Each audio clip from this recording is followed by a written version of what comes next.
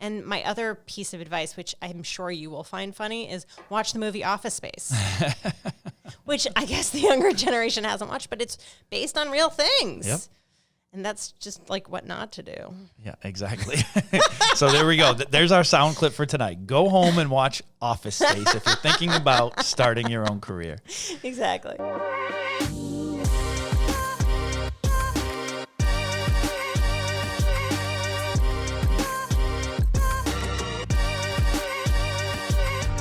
Welcome to the Founder Story Podcast, where we learn from entrepreneurs about their journey from their first inspiration to their first employee and even the steps they took to become the powerhouses they are today. Welcome back to another episode, everyone. My name is Rick Porter. I am your host, and today I'm joined by Julia Becker Collins. Welcome to the show. Thank you so much for having me. I'm excited for your energy today, because so far, just pre-call, you've had a ton of energy, and sometimes I get business owners early in the morning that are like, oh my goodness, I'm dealing with a million things, and the energy might not be there, but yeah. I think we're going to be a little different today. Yeah, I'm definitely known for being high energy. So for anyone who doesn't know Julia, we're going to dive into her story just a little bit, but one of the big things we're going to talk about is she is the co-founder of Metrowest Women's Networking. Yep. She's also the COO of Vision Advertising, as well as a whole bunch of other stuff. So I'm really excited to hear your story, because there's so many different pieces on it. I promise for the listeners, we're going to try to keep this under a 4-hour episode. We're going to do our best.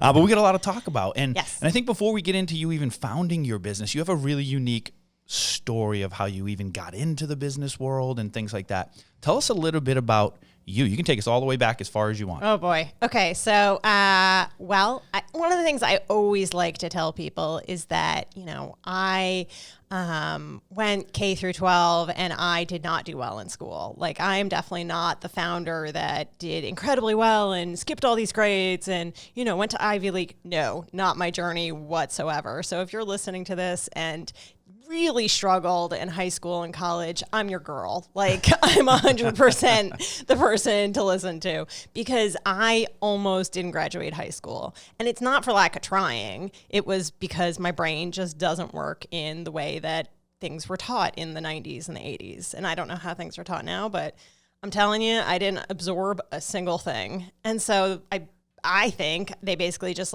pass me along, and they're like, now you're the 8th grade's problem. Now you're the 9th grade's problem. Here you go. Now you graduated. Good luck. And I applied to one college and I got in, and I don't know how I got in, but I got in. And so one heck of an essay. I am a very good writer. Okay.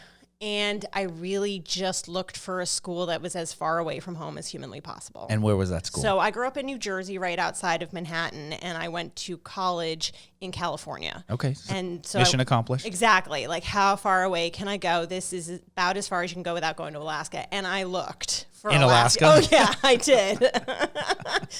So a lot of my family lives out in California, so that's how I could convince my mother that I could go. So I got my little 91 Geo Prism, and I drove myself cross country. And you could only, fit one T-shirt, one pair of pants in that? Right. It's a teeny tiny little POS, and I get myself across the country.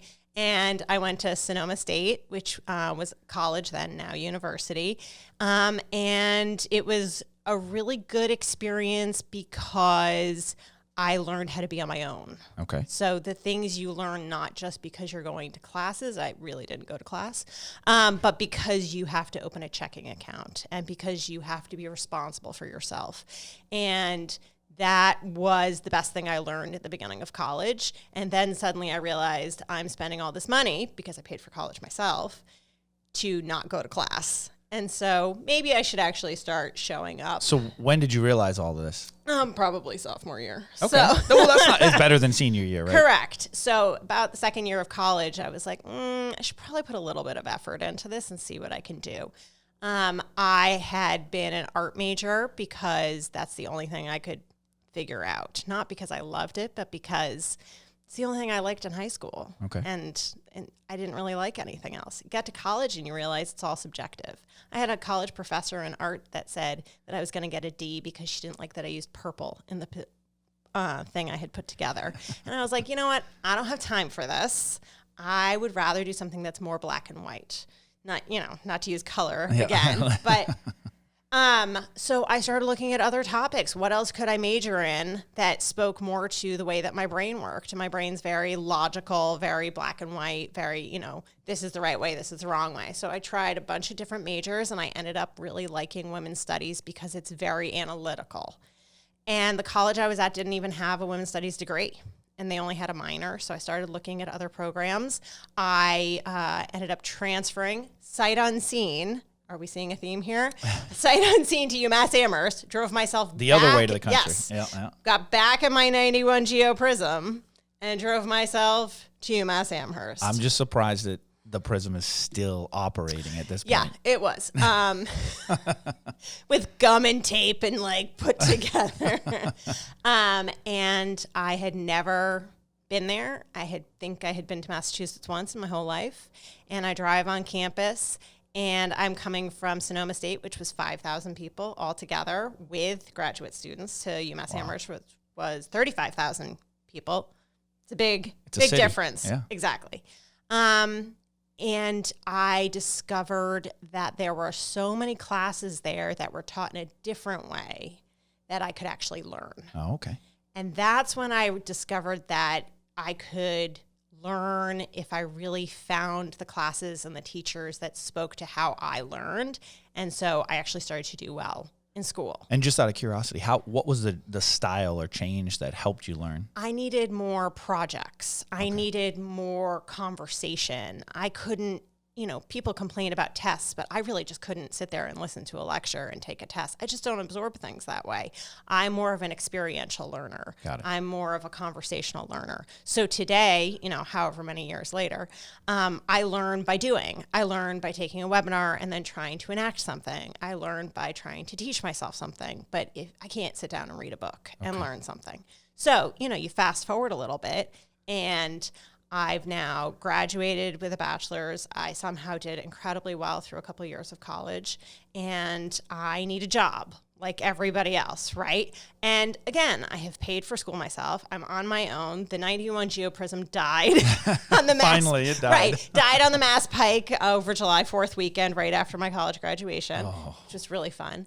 And I got a job in low-income property management. Not because I have a passion for it, but because it was a J-O-B, Yep. right? You got to pay the bills. And this is one of the things I say when I talk to college classes now, or I talk to interns, because there's this idea that you need to leave college at 22 and have a career. Yeah. And that's great, except what you really need is a J-O-B. Yep. Learn what you like, learn what you don't like. And that could be everything from, do you like to work at a small company? Do you like to work at a large company? Do you like to work at a nonprofit? Do you like to work at a for-profit? What do you like? You don't know that at 22. Yep. And so that's one of the great things I learned at that job was, okay, I really like people management, but I don't know what I'm doing. Because I started at people management at 22. Oh, wow. I'm managing a team of 5-10 people that are decades older than me, and nobody's giving me the instruction of what to do, except I like it, but I know I need help. Sure. I know that I don't like, managing a property. This is not fun. But I do like being given the breadth and depth to do what I know I need to do. I like having the autonomy. I like, so you can figure out parts of things that you enjoy doing. And so I did that for a few years. And I was like, okay, I don't want to be in property management anymore, but I have figured out parts of things I enjoy doing. And then because I'm me and I'm always looking for the next big challenge, I did a crazy thing and I went to law school. You went to law school? I did. I went to law school. All right. I was prepared for something, but I was not prepared for that one. Okay. You went to law school. I did. I went to law school. I went to be a lawyer. Yes. You want to be a lawyer. Yes. And where did this come from? Well, so even though, again, asterisk of I'm terrible at school and law school is like all tests and craziness, I went to law school because I had this, again, this dream of doing big things. Sure. And I wanted to do international contract law. That's what I wanted to do. What I didn't understand was that to get to that point, you had to be good at law school. Yeah. Law school doesn't necessarily prepare you to be a lawyer. It just prepares you for law school. So I went to Winnick out in Western Mass in Springfield. I got an apartment by myself. I took out hundreds of thousands of dollars in loans on top of college loans. Yeah. And I had a really challenging time. So again, when I talk to people that are founding businesses or are just in college, it's okay to do different things. You should try out what you want to try. I don't regret going to law school, and I left after a year. Sure. And I'm okay with that. Now, am I going to be stuck with that debt for the rest of my life? Yes, Absolutely. absolutely. But I learned a ton. I learned that I am amazing at certain parts of the law, which has helped with operations and HR and finance. And I learned that I am terrible at the gray areas of the law, like criminal law, which means I should not do anything that's theoretical. Yeah. Right. Which is a common theme for you. You like black and white from the beginning. Exactly. So I definitely had a little bit of a crisis after that in terms of what do I want to be when I grow up? Except I'm 24, so shouldn't I know what I want to be when I grow up? You don't know what you want to be when you grow up when you're 24. Yeah. You have no idea. Again, get a job. So I got like an administrative assistant job just to pay the bills. Sure. I think one of the things that people forget is sometimes you just need a job to figure things out, and then you can figure out your career later. I was there for a little bit, and then I ended up getting a great job at a big nonprofit in Boston. Okay. And it was originally like a low-level event planning kind of job, and they gave me the room to grow the position to become project manager and event manager. I took over all the marketing. I took over major gift development. I was dealing with the board of directors. I launched programs for them, and I was there for 5 years. And I really have to say that being there gave me the room to spread my wings so that I could figure out, these are the things I really like to do. Again, building off of when I was in property management. And then I don't like these other things. Sure. And what I mean by that is, I love the details of, almost like figuring out how the puzzle pieces fit together in operations. I love helping people get to the right place with their contracts. I like sales. I mean, and not most people do. I really enjoy sales. I like helping people find the right solution to their problem. I like marketing. I like, working with the board of directors and the senior staff and kind of high level people. I do not like being micromanaged. And I think that was the position when I realized I'm a terrible employee and an amazing leader, because I could lead my team and I could bring new ideas to the table and I could launch projects and I could always stay on budget and on time and, bring in a huge amount of revenue. But please don't tell me to be at my desk at 9 a.m. when there's no point to it. I really like bristle at that. Like, I can't do it. Like, if you tell me there's a reason, I'll do it. But not just because you say so. Yeah. I can't do that. Like, I don't have that in me. So, when I was there, I was like, okay, I know I should move on from this position, but I don't know what to do next. And I think sometimes that's like a common theme. Absolutely. I know I want to do something else, but I don't know what next. And now I'm, working in Boston and I'm living in the Metrowest area. And if you're local, that commute will just kill you. Yeah, terrible. It's awful. It could be up to 2 hours each way because you just can't get there from here. It's just so deadly. It's unreal. So I was like, okay, I'll stay here because they're being really good to me and, it's a great package, whatever, but let me figure out what I'm going to do next. So I went to graduate school again because I'm crazy. And apparently, even though I'm bad at school, I keep going back to school. But you really love school. Here's the difference is that I love to learn. I'm obsessed with learning, except I really don't learn well under most school circumstances. So I had to find the right program, and I have found that most MBA programs are actually great because it's all experiential learning. So I went to Framingham State. Shout out to Framingham State for an amazing program. And I got my master's there, and I was determined to do it as quickly as possible while working full time. So that's a painful experience for anybody that's thinking about doing that. That's a lot of work. It's a lot of work. And what was the study?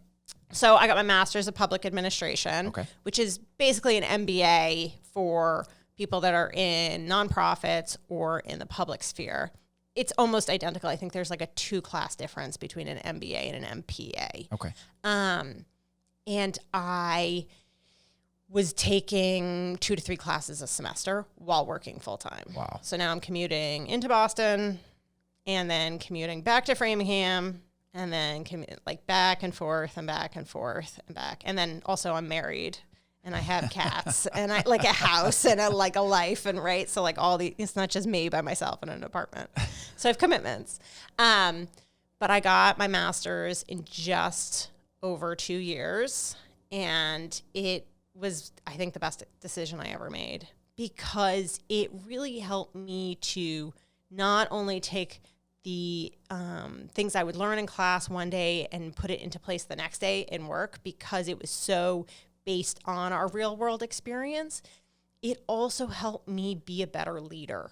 And one of the things I have become obsessed with, if you will, over my tenure in leadership and in project management and in everything I do is I'm obsessed with people management. I'm obsessed with managing people in the best way, in a way that motivates them, gets them to do the best work possible, hiring people the best way, hire slow, fire fast, creating the best environment for people, creating an environment where I am, really doing my best to serve them. I really strongly believe in servant leadership, and getting my master's in business really helped me to understand how to serve the people that work for me the best way, so that I know that you can't just lead in a blanket way. Each person is motivated in different ways. Each person needs different things. Each person hears things differently. Each person wants different things. They have different goals. You can't lead a team in a blanket management style. You have to lead each individual differently. And getting my master's degree really helped me understand that leadership is about, getting into the psyche of each person and helping them to be the best person possible and spending time with each of those people, which is hard, right? It Absolutely. can be exhausting. And me, as a person who's like really driven and very type A and very logic-based, not emotion-based, my inclination is to come into the office every day and be like, okay, let's just do the work. Like, my inclination is not necessarily be like, so how was your weekend? Yeah.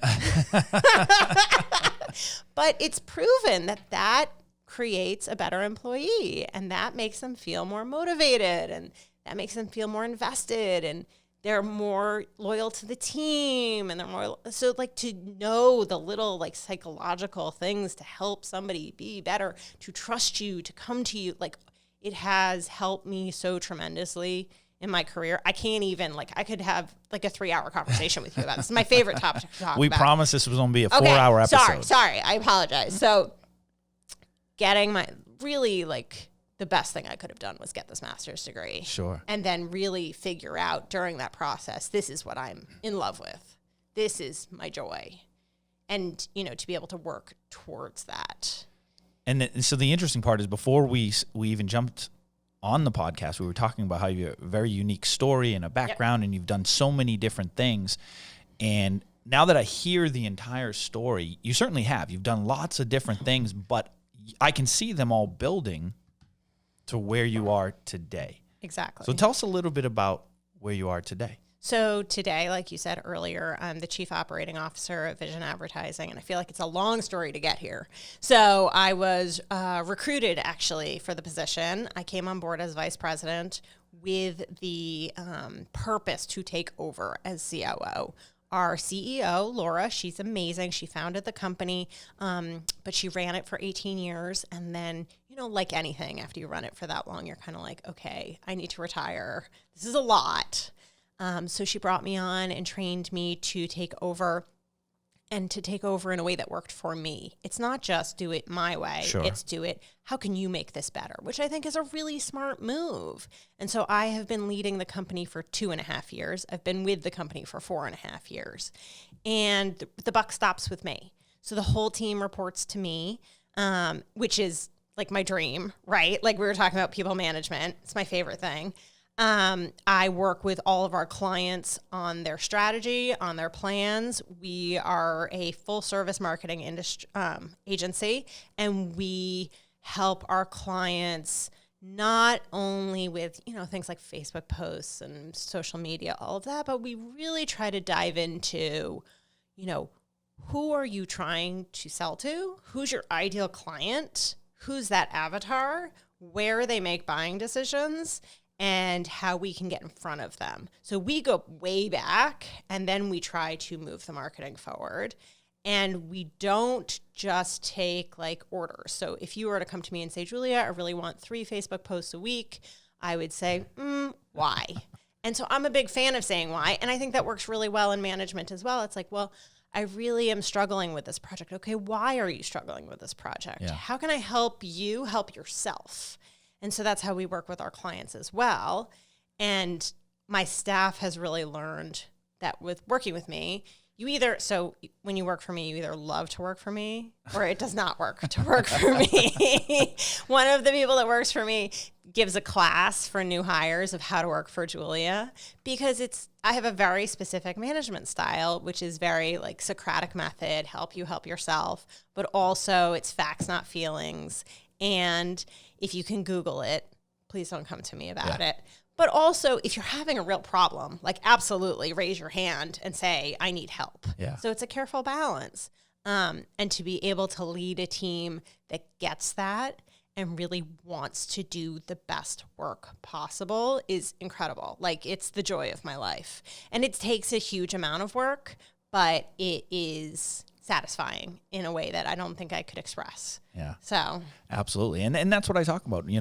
As we hear your story with your background and the things that you determined you do love and you don't, it makes perfect sense that you ended up where you are, as well as being the co-founder of Metrowest Women Network. Now we're going all the way back and we're tying in the women's studies. Yes. So tell me about Metrowest. So when I stopped working in Boston, I lost my whole network of people, right? You develop a huge network no matter where you work. And so I made the decision to stop commuting into the city because it was just too much for me. So I got a job out in the Metrowest area, but then I suddenly didn't have a network to call upon. And as, a level 10 extrovert, I really needed that network to say, hey, what do you think about this? Or who should I work with this? Or what about that? I like that.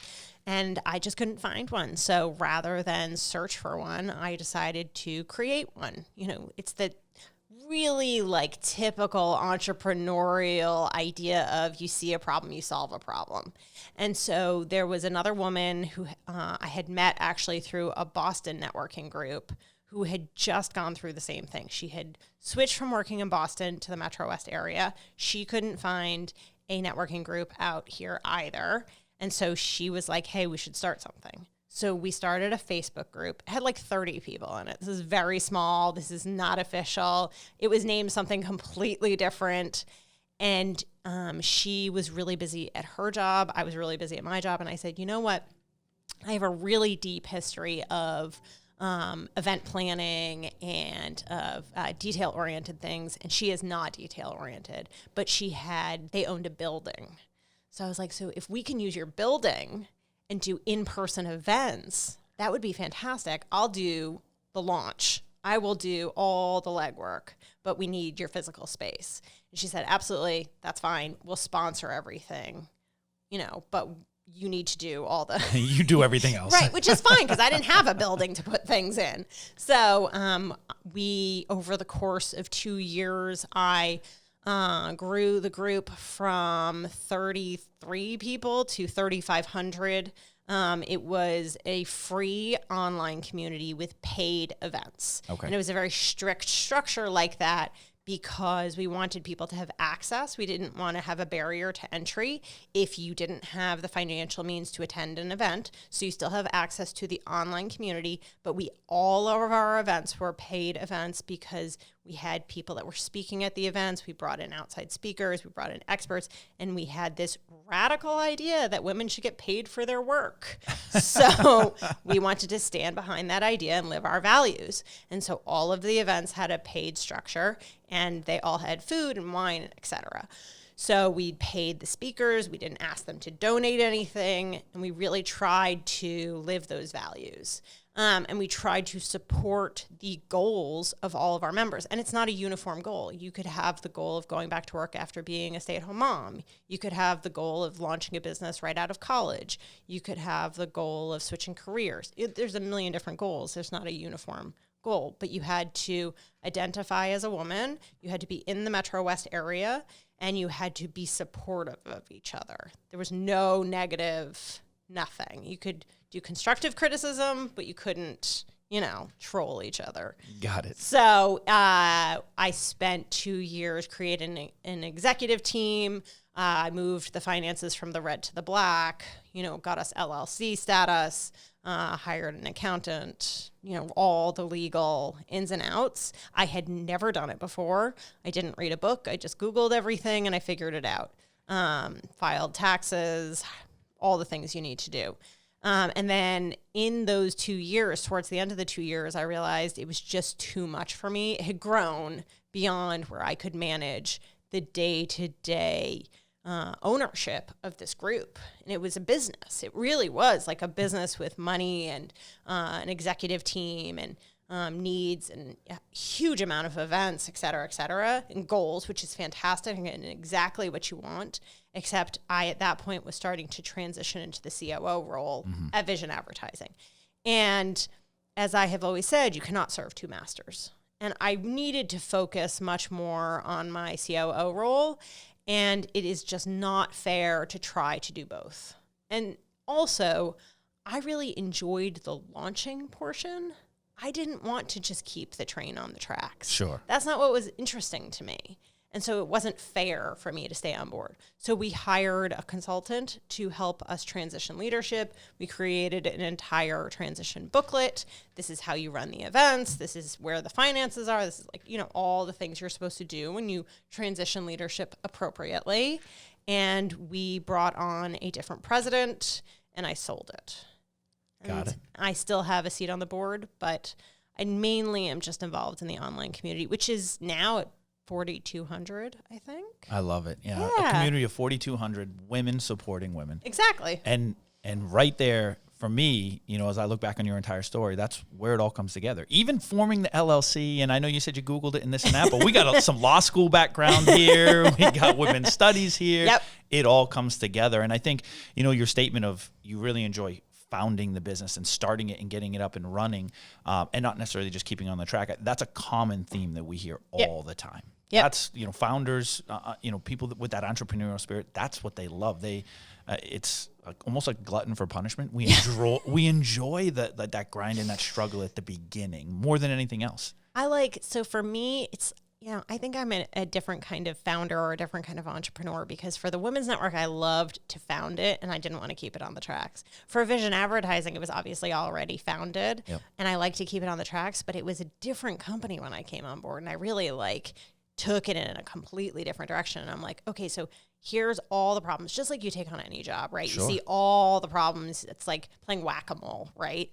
And to me, that's the greatest part. I love coming in and being like, okay, this is chaos. How can I create the most amazing system and make it so systematized and perfect for everyone here, and save money and raise our rates and help our clients and make the staff, right? How can I make this chaos be the best thing possible? And that's my favorite thing to do. And that could be through launching something or taking over something. So that's my favorite part. Yeah, absolutely. I think whether it's with the Metrowest Women's Network or Vision Advertising or the different things in your life, including even law school and things like that, I think, if there's a common theme that I kind of hear in your stories is you love challenges. Oh, yes. That's fair. You do. And we've done some research on your background as well. And I think even outside of the business environment, you like to challenge yourself as well. We read that you do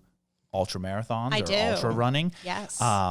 And so I'm a fitness nut myself. Oh, so I do good. want to talk about it a little bit. And I believe there's a strong connection to the business world and challenging yourself physically and stuff like that. So tell us a little bit about the ultra running and why you do it and how you got into it and stuff like that. Yeah. So right now I am training for a 50-mile ultra marathon. It actually might end up being longer than 50 miles. It's a 24-hour looping ultra marathon on the hottest day of the year in August on the coast of Rhode Island.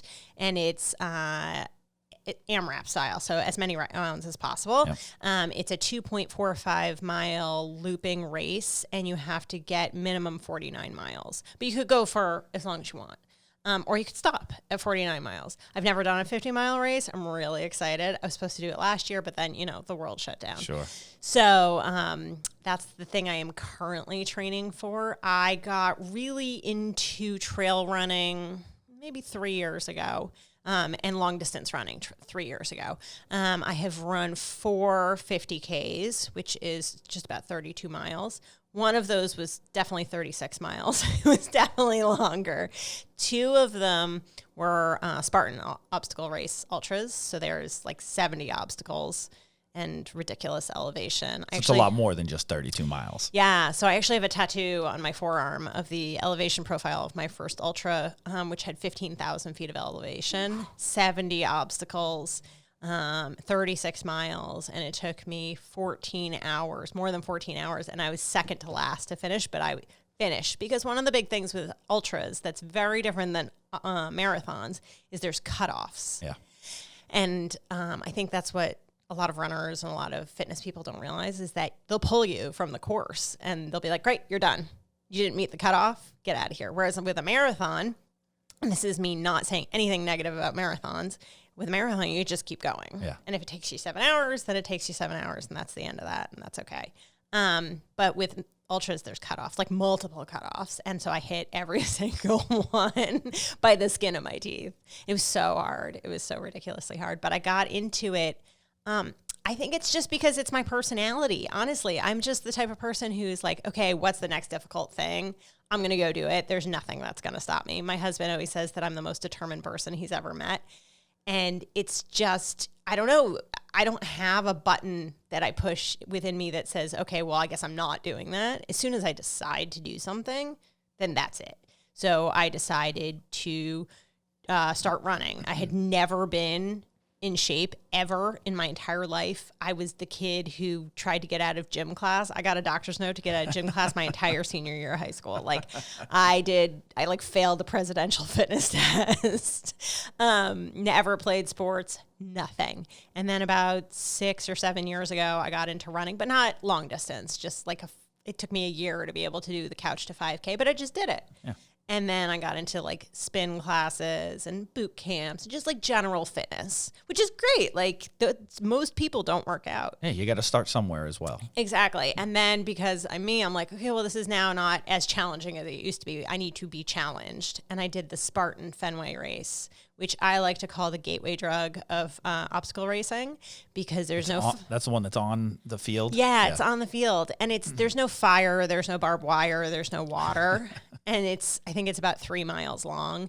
And it was the most difficult thing I had ever done. And I came out with bruises from like my ankle all the way to my groin. And I'm just dying. And I'm like, when are we doing that again? Yeah. You were hooked. Exactly. I was completely hooked. So the next year I did 3 of them. I kind of traveled around.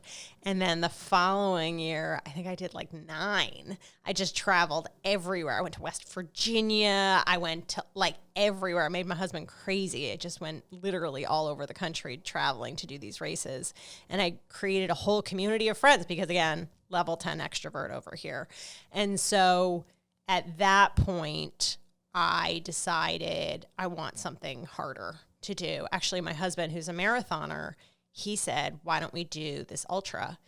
And I was like, I don't know what that is, but that sounds crazy. So let's do it. Sign me up. Exactly. So we signed up. He then later decided he didn't want to do it, which is fine. And I think he thought that meant I wasn't going to do it, except that I was like, well, I decided. So that means it's happening. So I'll just do it by myself. I'm fine to do it by myself. I didn't need you to do it. So I started long distance running. I had never run further than a 10K. And really, when I say running a 10K, I mean like walk a little, run a little. Jogging is what we call it, right? Yes, wogging. I call it wogging. So I just started running. And I mean like running every Saturday at Wachusett up and down the mountain. Because the ultra I signed up for was it was this one that I just said, the 15,000 feet of elevation. And you got to run up and down a mountain to do that. So I started running around my neighborhood during the week, Wachusett on the weekends. I beat my body up so bad. And I started doing like way more intense strength training, barbells and kettlebells. And I just really beat myself up, and I did it. And all of my endurance friends had said to me, as soon as you finish this race, you're going to want to do another one. And I was like, no. I'm going to sit on a couch and eat pizza and beer. I was like, I want barbecue, potato chips, and red wine. And they were like, you're going to like get the ultra blues because you're going to have nothing to do. Yeah. And they were 100% right. So now I have the bug, as they say, the ultra bug. And so I always need to be going towards something, which is why I'm now training for this 50 miler.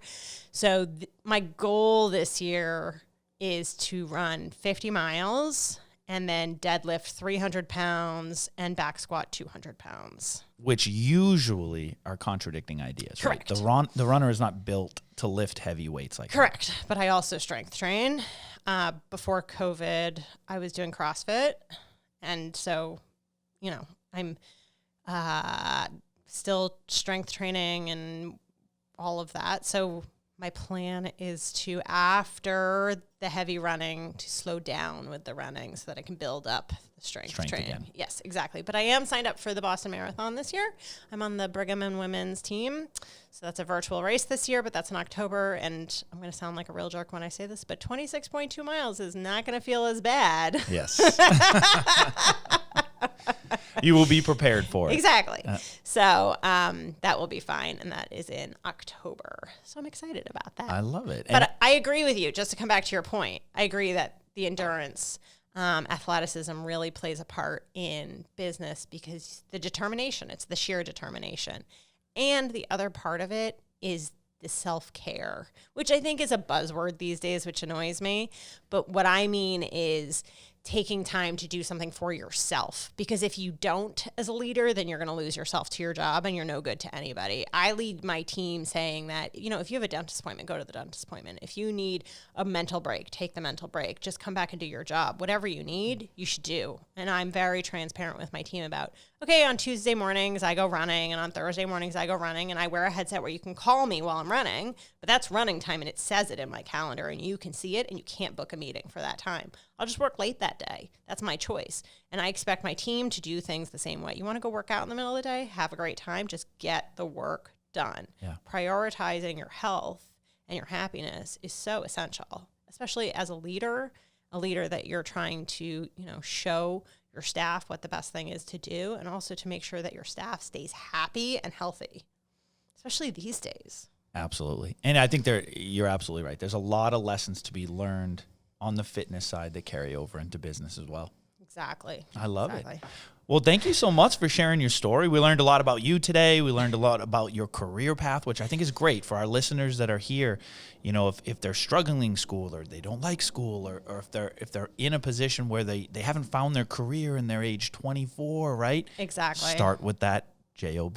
Exactly. And I really, I had this conversation with a bunch of students at a college, and they all wanted to launch businesses right out of college. And I said to them, do you know how to be a good manager? And do you know what a bad manager is? And they were like, no. And I was like, then go get a job so that you can learn, not because I want you to have a bad experience, but because you need to know. And my other piece of advice, which I'm sure you will find funny, is watch the movie Office Space, which I guess the younger generation hasn't watched, but it's based on real things. Yep. And that's just like what not to do. Yeah, exactly. So there we go. There's our sound clip for tonight. Go home and watch Office Space if you're thinking about starting your own career. Exactly. Thank you so much for sharing your founder story with us today. It was a pleasure to have you on. Thank you so much for having me. And good luck in August, right? Yes, August. Good luck in August. Thank you for listening to the Founder Story Podcast. Be sure to rate, review, and subscribe to the show. And don't forget to check out some of the other great stories.